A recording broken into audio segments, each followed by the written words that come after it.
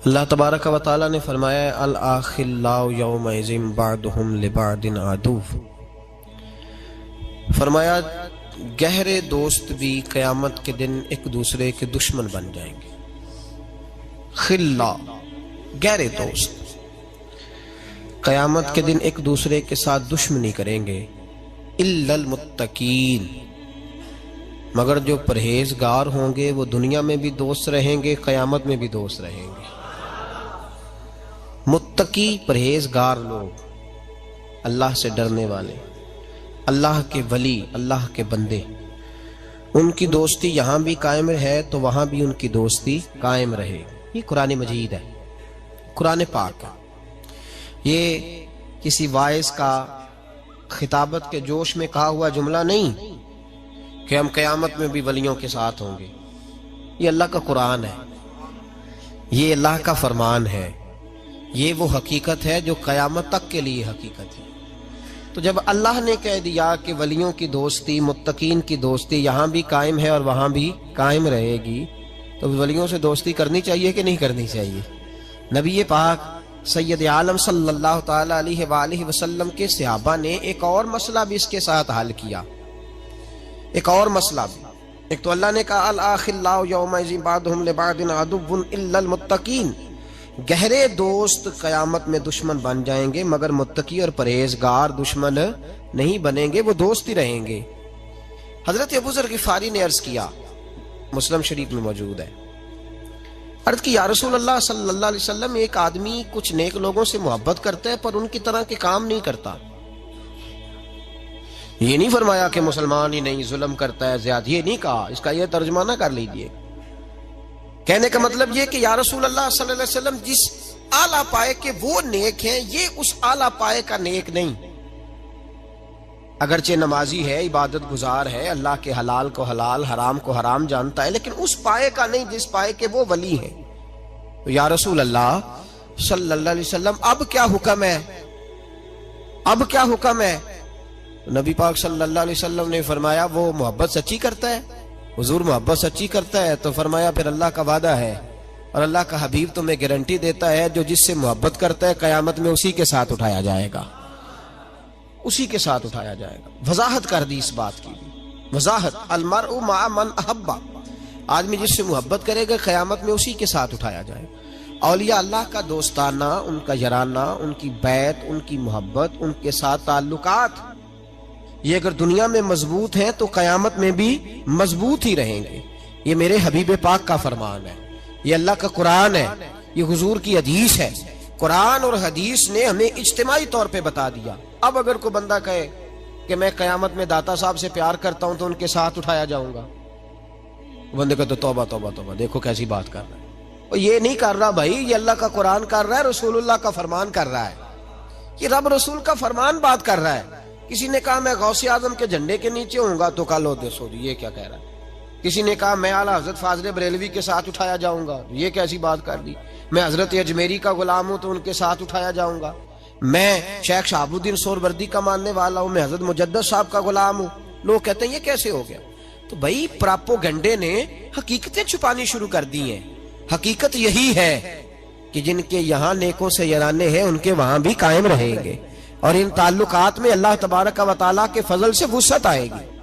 अब इस आयत की तफसीर में मौला अली का फरमान सुनो।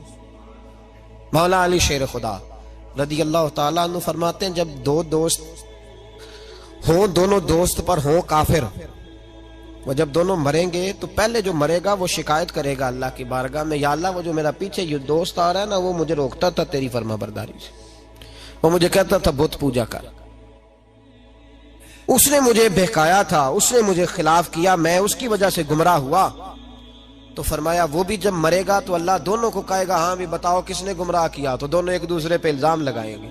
फरमाया अल्लाह दोनों को जहन्नम में डाल देगा। ये सूरह ज़ुखरुफ की इस आयत की तफसीर हजरत अली बयान कर रहे हैं। अल आखिल्लाउ यौमइज़िन बअदुहुम लिबअदिन अदुव्व इल्लल मुत्तकीन, गहरे दोस्त क़यामत में दुश्मन बन जाएंगे मगर परहेजगारों की दोस्तियां कायम रहेंगी। तो हजरत अली फरमाने लगे, तफसीर खज़ाइनुल इरफान के अंदर आपका ये कौल मौजूद है। हजरत अली कहने लगे दो दोस्त हो दोनों मोमिन, ये तो दो काफिर थे, दो दोस्त हो दोनों मोमिन, दोनों नेक, एक दुनिया से जब चला जाता है ना, तो रब ताला की बारगाह में पहले पहुंचता है तो कहता है या अल्लाह मैं भला किस तरह नेक हूं, वो जब मेरा पीछे रह गया वो मुझे नमाज की तलकीन करता था, ऐ अल्लाह वो मुझे इबादत की तरफ तवज्जो दिलाता था, वो मुझे कहता था आओ महफिल में चले, वो मुझे कहता था आओ नमाज पढ़े, वो मुझे कहता था आओ आज हम भी शरीक हों किसी अच्छी मजलिस में, उसकी वजह से मेरे अंदर बड़ी तब्दीली आई। फरमाया जब वो भी आएगा तो रब उससे बाद में आने वाले दोस्त से पूछेगा तेरा क्या ख्याल है, तो वर्ज करेगा मौला मैं तो इसकी वजह से नमाजी था। ये दोनों एक दूसरे की तारीफें करेंगे, कुर्बान जाएं क्या लुत्फ होगा, क्या नजारा होगा, क्या अंदाज होगा। मौला अली फरमाते हैं दोनों तारीफ करेंगे तो रब फरमाएगा मेरा फैसला यह है कि तुम दोनों को जन्नत में भी इकट्ठे दाखिल किया जाएगा। दोस्तियां अच्छी बनाएं। MNA का कार्ड हमने संभाल के रखा होता है, बाद में चाहे उसका पीए भी ना पहचाने। MPA के साथ जो तस्वीर लोग खिंचवाते हैं वो लोगों ने ड्राइंग रूम में लगाई होती है, और किसी पीर के मुरीद हो जाए ना, अगर जाना ना हो भी जाए किसी नेक बंदे के पास हमारा, तो कोई हमसे पूछे तो हम कहते हैं हाँ मैं जाता हूं कभी कभी, ऐ मेरा मौलवी साहब से ताल्लुक। वो भी आते हैं कई दफा, कल परसों भी आए हुए थे, उनका टेलीफोन आता रहता है। ये तरीका है बात करने का जी। जो दोस्तियां हमें कयामत के दिन शफात करके बख्शवाएंगी, क्योंकि मौलवी दरवेश फकीर दुनियावी तौर पर लोग अच्छी बड़ी नजर से नहीं देखते, तो हम भी जरा ताल्लुक बनाते हुए ना हो जी ठीक है जी मैं भी कहता रहता हूं, हम कमजोर, जब तूने अपना ताल्लुक ही कमजोर कर दिया तो कयामत तक कायम कैसे रहेगा?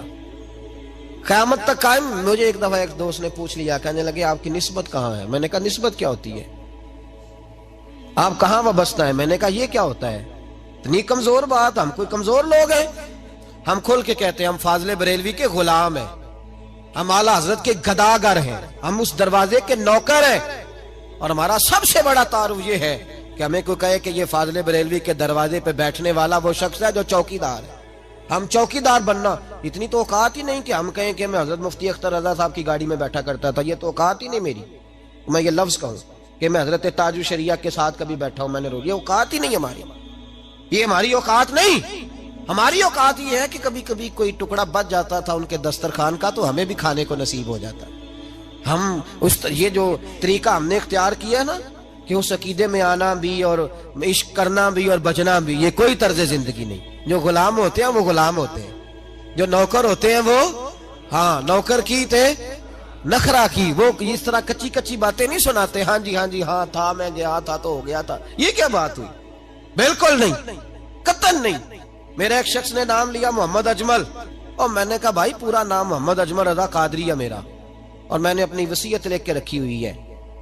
वसीयत तो मैंने लिखा हुआ है कि जब मैं मर जाऊं तो सबसे पहले मेरी कब्र पे कादरी लिखा जाए, इसलिए कि ये मेरी निस्बत है और मुझे उम्मीद है कि सुबह कयामत जब मैदान अशर में उठाया जाऊंगा तो इसकी बरकत से अल्लाह फरमाएगा इसको भी बुला लो, ये भी अब्दुल कादिर जिलानी का नाम लिया करता था। ये कोई ऐसी बात है कमजोर? जी हमें कुरान ने दर्स दिया है, ये हमें रसूलुल्लाह की फरमान ने दर्स दिया है। तो कमजोर कच्चा अकीदा कभी ना रखो जिंदगी में। ये कोई मतलब नहीं है कि वहां हो गया तो कर लिया तो थे तो आए थे, क्या मतलब है इस बात का? कोई तर्जुमा नहीं इस बात का। अपने अंदर कुव्वत ताकत और ज़ौक़ पैदा करो, इस्तदलाल पैदा करो। हम दाता अली अजमेरी के मानने वाले हैं कि नहीं? और अल्हम्दुलिल्लाह डंके की चोट पे मानने वाले हैं। मुझे एक शख्स कहने लगा दाता साहब गए हो? मैं कहा गए नहीं, हाजिरी देते हैं। गए क्या होता है? हम दाता साहब और इंशाअल्लाह ताला जरूर देते हैं। दाता साहब कोई मामूली आदमी है? दाता अली अजमेरी वलियों के इमाम है। ये गौस पाक से पहले के बुजुर्ग हैं, साढ़े जरा नेड़े ने ना, जेड़े खाना काबा काम करते हैं तवाफ थोड़ा ही करते हैं, वो कहते नेड़े ये टुर जाएंगे अगले दिहाड़े। फिर दाता साहब जो है ना ये गौस पाक से कितना उर्स है दाता साहब का? ये वाला 976वां। 900 बोल के बताएं सारे सारे जेड़े कदी नहीं बोले भी बोलो 900। जेड़े बंदे कहते ने उर्स अज दी पैदाइश है, इन्होंने पूछो 976 साल ते उन्होंने हो गए ने उर्स हुंदियां। तुसी दसो बेलियो। और अजीब तर्जमा लोग कहते किसी सहाबी का उर्स हुआ है तो बताएं। हाँ जी हुआ है। मेरे नबी पाक हर साल ओहद के शहीदों के मज़ारों पे जाया करते थे। पढ़ो इमाम राजी की तफसीर। हजरत अबू बकर सिद्दीक हर साल शुहदाए उहद के मज़ारों पे जाया करते, हजरत उमर हर साल जाया करते, हजरत सैयदना मौला अली शेर खुदा हर साल जाया करते थे। तो हर साल अगर मज़ारात उहद पे जाना मुस्तफा का तरीका है, तो हम किसी वली के मज़ार पे जाए तो क्या गलती हो गई, इसमें क्या कोताही हो गई? ये हमने वहां से लिया है। ऐसे कच्चा कच्चा कमजोर कमजोर से न बनाओ, ए ना हो कि ना खुदा ही मिला ना विशाले सनम, ना इधर के रहे ना उधर के रहे, जिस तरफ हो तगड़े होके रहो। दो घरों का तो मेहमान भी भूखा रहता है, तगड़े हो, अकीदा मजबूत। ये अलग बात है कि मलंग तलंग को और टाल शाल पहनने वाले को हम वली मानने को तैयार बिल्कुल नहीं, कतन नहीं। और बड़े पीढ़े लोग हैं। मेरे आला हजरत फाजिल बरेलवी से एक शख्स ने पूछा, आला हजरत फाजिल बरेलवी, और दलील मैं दूंगा। इन लोगों को तो तौहीद की हवा भी नहीं लगी। तौहीद का सबक अगर पढ़ाया तो बरेली के इमाम ने पढ़ाया है, तो हवा भी नहीं लगी। आला हजरत रहमतुल्लाह अलैह फरमाते, कब्र को सजदा करना तो दूर की बात है, मैं तो चूमने की भी इजाजत नहीं देता, मैं तो हाथ लगाने की भी छुट्टी नहीं देता। 4 हाथ दूर खड़े रह के फातिहा पढ़ो। और मैंने प्रिंट करा के फतावा आला हजरत के, पिछले साल मेरा मजमून अखबार में छपा। मुझे एक शेखुपुरा के वकील साहब ने टेलीफोन किया, कहने लगे जी मैंने एक्सप्रेस में पढ़ा है, तो आप दिखा सकते हैं कि इमाम अहमद रजा बरेलवी ने ये कहा है? मैंने कहा जी दिखा देना, मैं विखा देना, पर तुसा फिर भी नहीं बनना। ये हमने बड़ा तजर्बा किया, लोग देख दाख के भी मानते हैं। एक बंदा मैंने कहता बुखारी जो दिखाओ, मैं उन्होंने बुखारी कट के दी, कहना हूं मैं मौलवी साहब विखा के आया।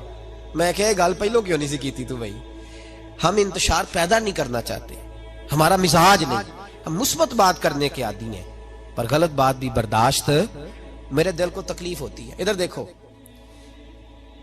दाता अली अजमेरी ने कोई मकान नहीं बनाया, जायदाद नहीं बनाई, औलाद एक शादी की, बच्चे नहीं हुए, दूसरा निकाह नहीं किया, जिंदगी गुजार दी दीन के लिए। 21 दिन पत्ते खा के दाता साहब कहते हैं मैंने गुजारा किया।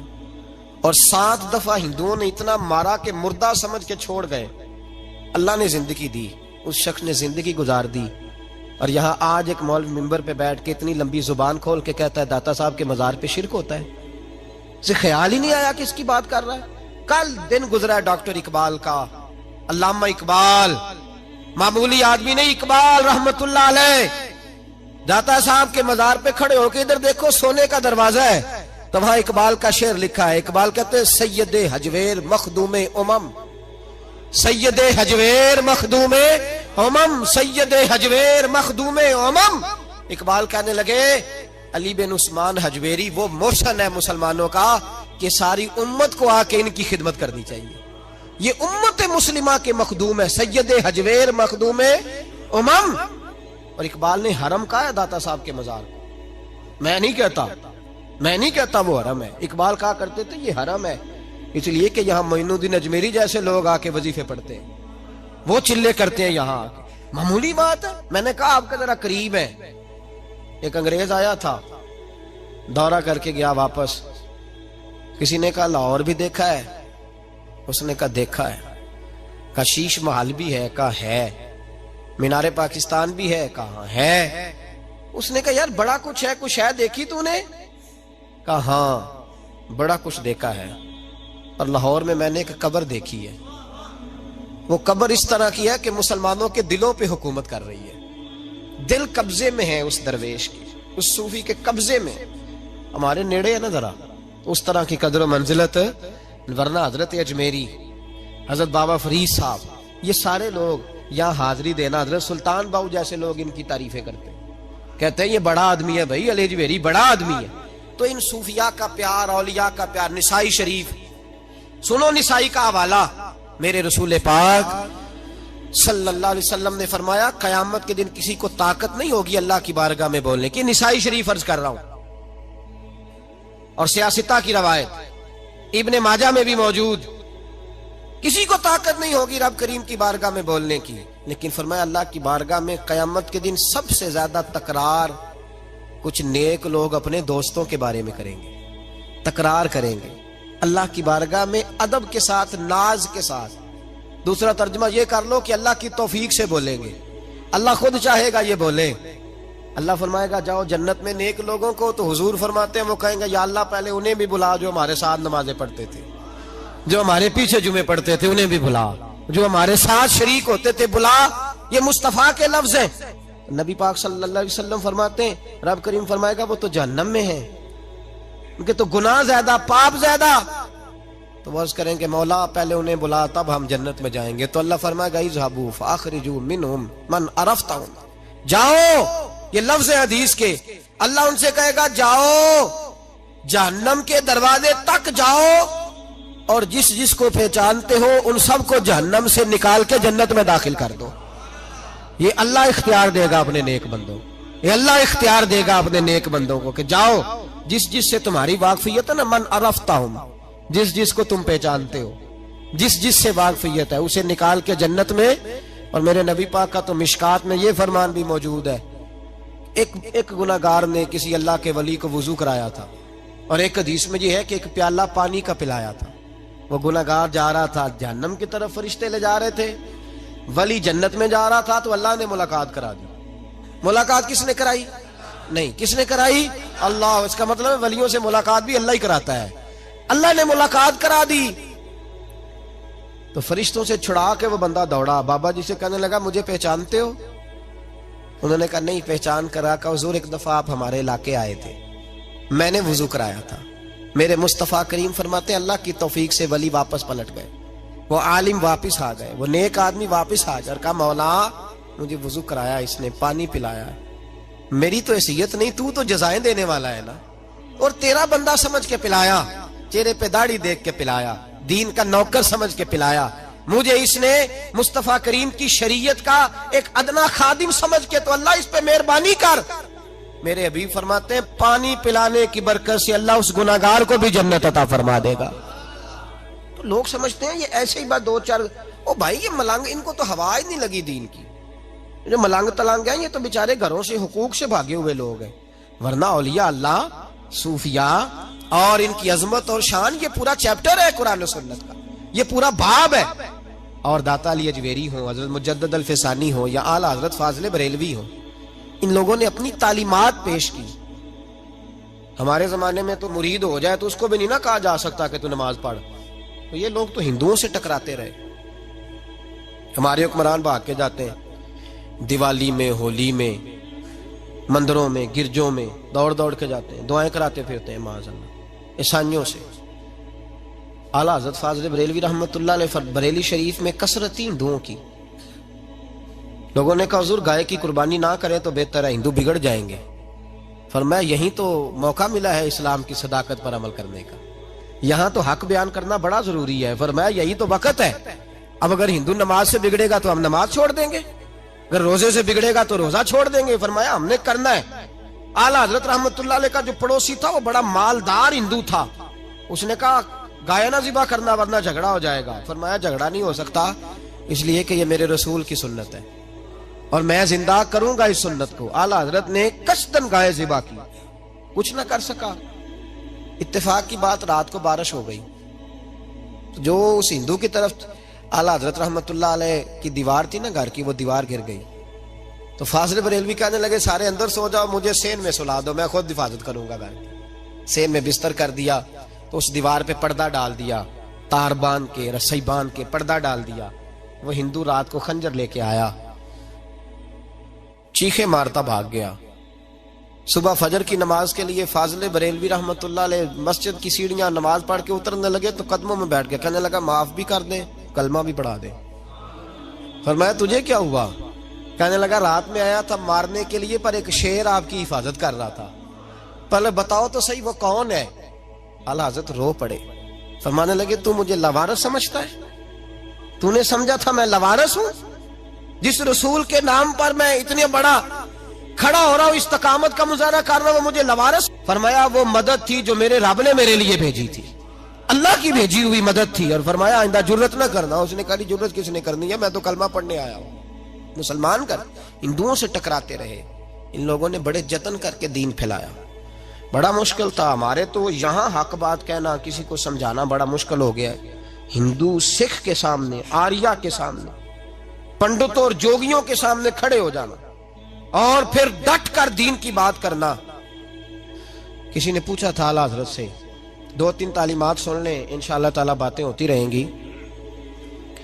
फाजिल बरेलवी रहमतुल्लाह अलैह से किसी ने पूछा था, हुजूर ये जो हिंदू होली पे मिठाई बांटते हैं तो वो चूंकि गैर मुस्लिम का सिर्फ ज़बीहा हराम है, जानवर ज़िबा करे तो फिर हराम है, वो नहीं खा सकते, बाकी में फुकाहा गुंजाइश देते हैं, इजाजत देते हैं।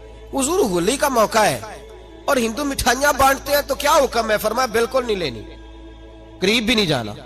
हम और यहां तक फरमाया कि उनकी किसी जलसे में भी नहीं जाना, उनकी किसी मजलिस में भी शिरकत, फरमाते रांगना चढ़ा लेना, शैतान का पता नहीं चलता वो किस वक्त क्या दिल में वसवसा पैदा कर दे। किसी हिंदू सिख बद मजहब के करीब जाने की तुम्हें इजाजत है, ये आला हजरत का फतवा है। और यहाँ तो जिसका जो दिल करता है ना, किसी लंबे बाल रख लिए, किसी ने उससे लंबे रख लिए, पीर आ गए हैं मैदान में, हाँ जी, पीर का में मॉडल ज्यादा है, इधर लाइनें लटकी हुई हैं बालों की, इधर लाइनें लटकी हुई हैं और तस्वीरें ऐसे खींची हुई हैं जैसे अल्लाह ही खैर फरमाए। तो काजी इसकी करामत क्या है? कहते हैं दाम बड़ा चंगा करता है। क्या तमाशा है, क्या चक्कर चलाया हुआ है। वली के लिए हुजूर की सुन्नत पे अमल करना जरूरी है, दाम दुरूद जरूरी, वो तो एक ज़िमनी चीज है। किस चीज को दीन बना लिया लोगों ने। मेरे नबी पाक अलैहिस्सलातु सलाम की जुल्फे, हुजूर की जुल्फे, हुजूर ने जुल्फे रखी हैं, कभी आधे कान तक होती थी, कभी पूरे कान तक, कभी कंधों तक। मर्द के लिए कंधों, ये मसला याद रख ले, कंधों से नीचे मर्द के लिए जुल्फे रखना हराम है, हराम। तो जो हराम फेल करे पीर होने के काबिल है और एलानिया करे बगैर किसी मजबूरी के करे। आला हजरत रहमतुल्लाह ताला अलैह के पास एक शख्स आया, उसने लंबे बाल रखे हुए थे, तो आला हजरत ने फरमाया कटवाओ, मर्द को जायज नहीं। और नबी पाक सल्लल्लाहु अलैहि वसल्लम ने लानत फरमाई है उस मर्द पर जो औरतों जैसी शक्ल बनाए, उस औरत पर जो मर्दों जैसी शक्ल बनाए, कटवाओ। तो वो कहने लगा हुजूर वो हमारे एक पीर साहब है, उन्होंने भी रखे हुए हैं, उनके भी बाल लंबे। तो ये बरेली के इमाम हैं जिनके अंदर ताकत है हक बयान करने की। आला हजरत फरमाने लगे शरीयत रसूल पाक की चलेगी, तेरे पीर की नहीं चलेगी। शरीयत नबी पाक की चलेगी, तेरे पीर साहब की शरीयत। तेरा पीर कोई गलत काम करता है तो इसका मतलब दीन बन जाएगा। फरमाया कोई इजाजत नहीं, डट करके मुकाबला। और एक बंदे ने चोटी रखी हुई थी यहाँ बालों पे ना, थोड़े से बाल छोड़े हुए। आपने कहा ये क्या है? कहने लगा पीर के नाम की रखी। मैं कटवा, पीर के नाम की रखी हुई है, रसूल पाक ने मना फरमाया, तो तेरा पीर कौन होता है ये बात करने की? कोई इजाजत नहीं, कोई गुंजाइश नहीं। हर मकाम हर जगह आला हजरत रहमतुल्लाह ताला अलैह। और इतने पक्के मुसलमान, वो टिकटें आती थी ना, टिकटें लगाने के लिए, डाक की टिकट, तो उस पे अंग्रेज की तस्वीर होती थी। तो आला हजरत को बड़ी नफरत थी। ब्रिटिश गवर्नमेंट, कभी सारी जिंदगी कचहरी नहीं गए और कहते थे मैं इसको अदालत भी नहीं कहता, अदालत वो होती है जहां अदल होता है। कहा करते थे कोर्ट कचहरी, अदालत नहीं कहते थे, कभी नहीं गए थे। तो वो टिकट लगाते थे ना जब खात पे, तो उल्टा करके लगाते थे, उल्टा। लोगों ने कहा हुजूर क्यों? फरमाने लगे मेरा बस नहीं चलता, वरना मैं ये सारे उल्टे कर दूं, उल्टे कर दूं सारे, और अल्लाह तौफीक देगा उल्टे हो भी गए बाद में। दो कौमी नजरिए सुन लो, मैं जिम्मेदार हूं, जो बात करता हूं इसका जिम्मेदार हूं।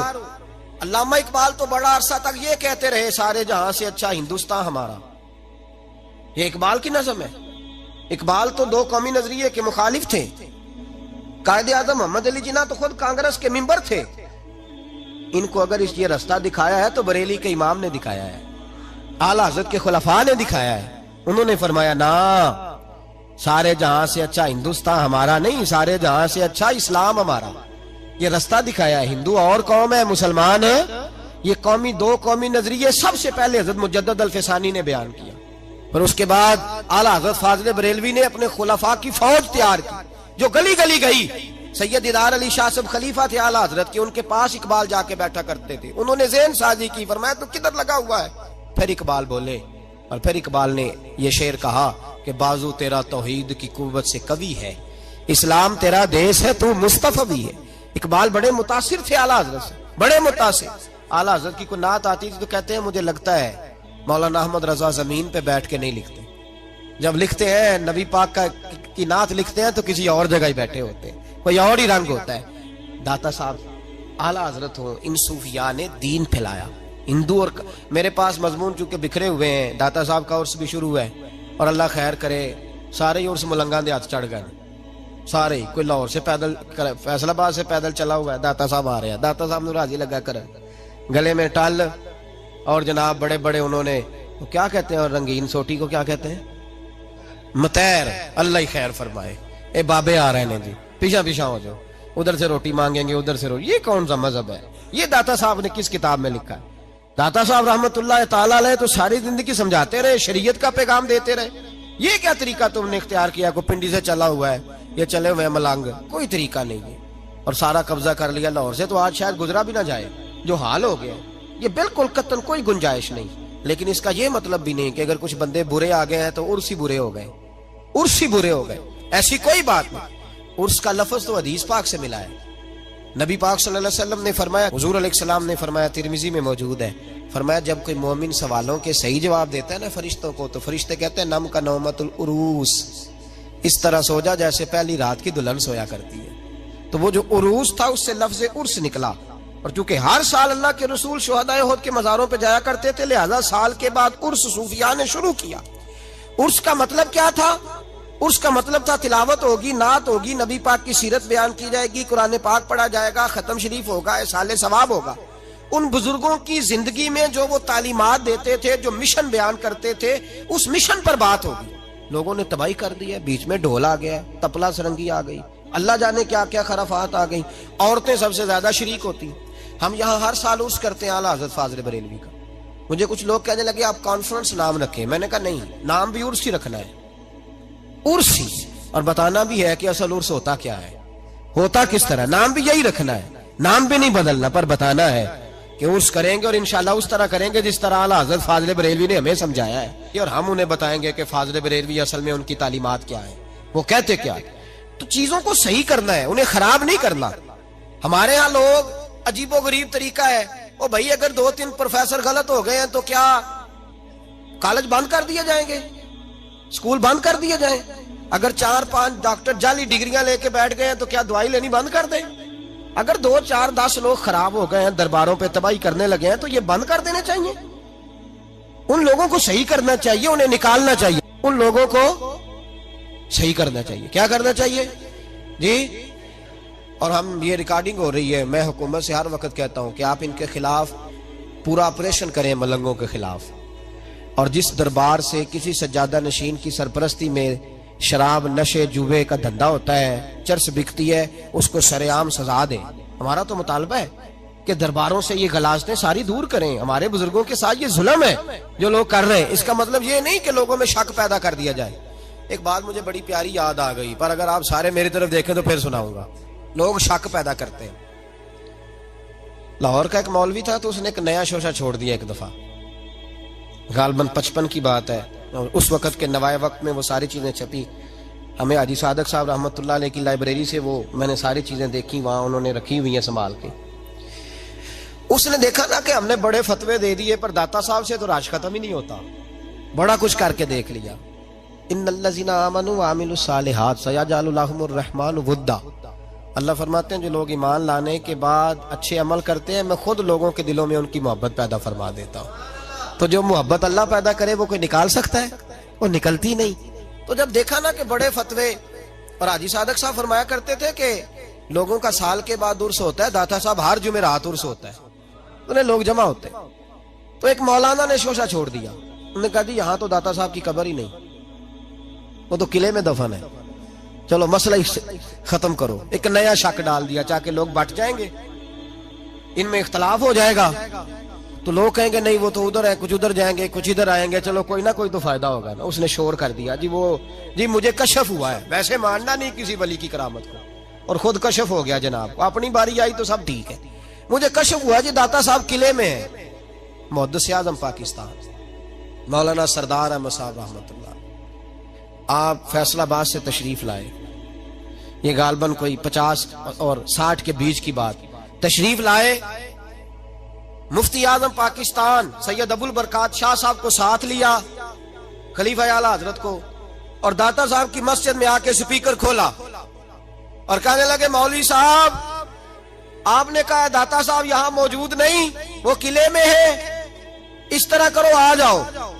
जादू हो जो सिर चढ़ के बोले, फरमाने लगे इस तरह करो, आओ दरबार पे दाता साहब के मजार पे, मैं आवाज दूंगा दाता साहब को, तो अगर दाता साहब अंदर से बोल के कह दे मैं यही हूं तो फिर मान जाओगे। आओ मैं खड़ा हूं, स्पीकर पे ऐलान हुआ और सैयद अबुल बरकात शाह साहब ने ना मुहद्दिस आदम की उंगली पकड़ के हिलाई, कहने लगे हुजूर इतनी बड़ी बात कर दी है, इतनी बड़ी बात आपने कर दी, इतनी बड़ी बात अगर वो आ गया तो। फरमाने लगे मैं बुला ही तो रहा हूं, आए तो सही। और फिर हजरत की आंखों में आंसू आ गए। फरमाने लगे अपनी मर्जी से नहीं कर रहा, मैं दाता साहब से पूछ के कर रहा हूं, मैं पूछ के कर रहा हूं। मैंने उनसे कहा हुजूर ऐलान कर दूं, तो उन्होंने कहा सरदार अहमद कर दे, तू आवाज दे देना, मैं कब्र के अंदर से बोल के कहूंगा मैं यही लेटा हुआ हूं, तो दे दे आवाज, मैं बोलूंगा। और भाई ये रजा के नेजे की मार है कि अदुव के सीने में गार है, किसे चारा जोई का वार है कि ये वार वार से पार है। आला हजरत रहमतुल्लाह अलैह के खुलाफा और गुलामों को फरमाया मैं आवाज दूंगा।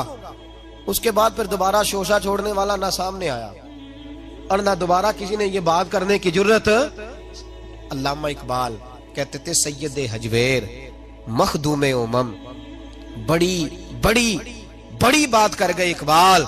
कहने लगे तुम एतराज करते हो, जुल्म नहीं यार, जिस आदमी ने यहाँ दीन फैलाया उसके मजार को शिरक का अड्डा कह दिया जाए, इससे बड़ी भी कुछ ज्यादती होगी। मल्लम यशकुरुन्नास वलम यशकुरुल्लाह, मेरे नबी पाक ने फरमाया अगर तू बंदों का शुक्रिया अदा नहीं करता तो तू अल्लाह का भी नहीं कर सकता। ये तो मोहसिन थे हमारे, और हमने ये अशर किया अपने बुजुर्गों के साथ कि उनकी कब्रें शिरक का अड्डा कह दी। बिल फर्ज अगर कोई जिहालत करे भी, अगर कोई करे भी, तो वो कितने फीसद लोग हैं, 2% या 3%? जाओ ना एक हफ्ता रहो दाता साहब और गिन के बताना कितने लोग सजदा करते हैं, 2% या 3%। और हम कह चुके जाहिल है, अनपढ़ है। अगर तुम्हारी जमात का कोई आदमी शराब पिए तो इसका क्या मतलब है कि तुम्हारा मसलक है? ये हमने कभी कहा है ये तुम्हारा मसलक है? कल परसों तुम्हारी जमात का बहुत बड़ा मौलवी अमीरुल मोमिनीन कहता था साहबका वजीर आजम को, हमने कोई शिकायत की? उसका जाती फेल है, ये तुम्हारा मसलक नहीं है। अगर किसी के पास चरस और शराब पकड़ी जाती है और फीम पकड़ी जाती है तो ये उस जमात का मसलक नहीं है, उसका जाती फेल है। अगर कोई आदमी गलत हरकत करता है तो ये उसका जाती फेल है। हमारे बुजुर्गों ने किसी जगह ये बात लिखी, जुल्म ये है कि तुम छोटी छोटी बातें लेकर के इन बुजुर्गों के खिलाफ बात करते हो और मशकूक करते हो उम्मत मुस्लिमा के मुसलमा अकायद को। इससे बाज आओ, अल्लाह की बारगाह में जाना है, वहां जवाब देना है, इतनी ज्यादती ना करो। ये तो बहुत बड़े मुसले थे। सुनो दाता अली अजमेरी की जिंदगी, एक बात सुने और गौर करें। दाता अली अजमेरी ना टेंड करा के रखते थे, तबीयत थी। हजरत अली का तरीका है, आपने भी हमेशा टेंड रखी, बाल बड़े घने थे।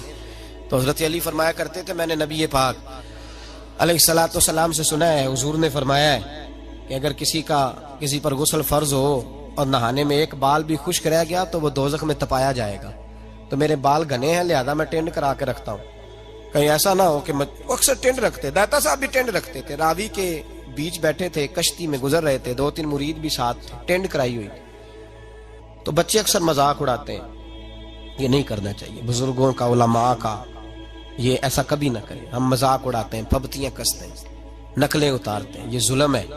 और आलिम दीन का इसलिए मजाक उड़ाना कि वह दीन का आलिम है, आलिम पता भी हो दीन का आलिम है, फिर उसका मजाक उड़ाना अल्लाह फरमाते हैं काफिर हो जाएगा बंदा।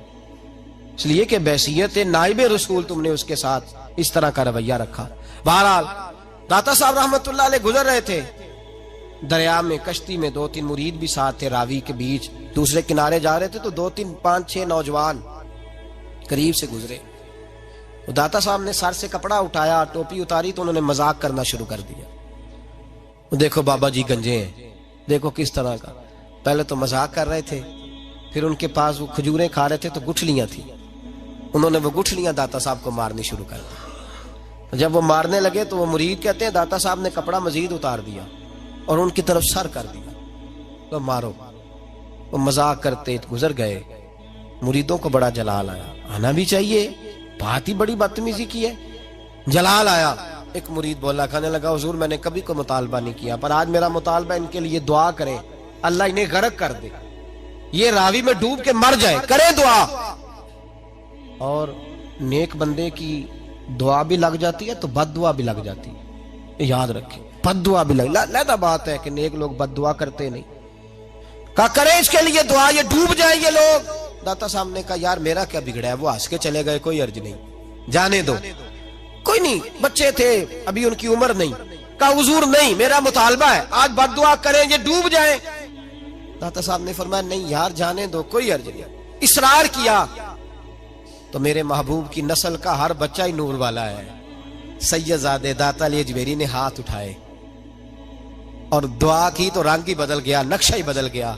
कहने लगे ए अल्लाह, कितने खूबसूरत नौजवान हैं, चढ़ती जवानियां, कितने प्यारे हैं, हंस रहे हैं, खुश खुश जा रहे हैं।